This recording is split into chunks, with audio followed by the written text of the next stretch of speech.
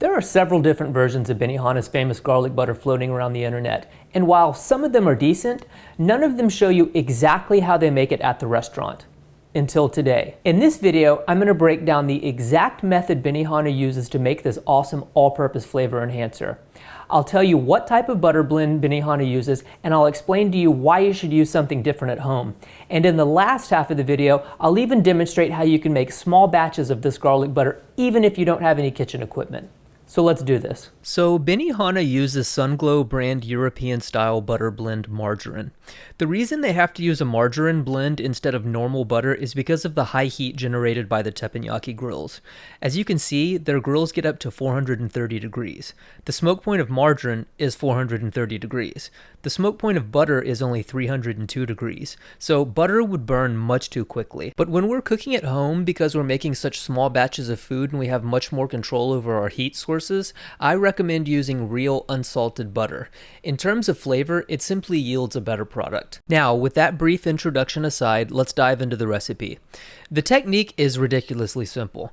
It's somewhat difficult to scale the recipe down because of how Benihana does the first step, so I'm going to show you how to make a large batch, and then I'll break down how to make much smaller amounts without any equipment after I show you the restaurant process. Start by taking 6 sticks or 690 grams of regular unsalted butter and allow it to come to room temperature for 1 to 2 hours. Because this garlic butter is going to be melted when we use it, it's not necessary to use whipped butter, although you can if you have it on hand. Now, take 15 cloves of garlic, peel them, and trim the root end. Then add the garlic and 1/4 cup or 60 milliliter Kikkoman brand soy sauce to a blender or food processor and blend on high until you have a well-blended mixture. Using a whisk or a spatula, gradually combine the garlic soy mixture into the softened butter. You want to add bit by bit, making sure the mixture is totally incorporated into the butter before you continue. When you've added the entire garlic soy mixture and there's no liquid left at the bottom of the bowl, you're finished. And that's it. That's the exact method Benihana uses to make their garlic butter. There's no need to roast your garlic or add any other spices. This is the exact recipe.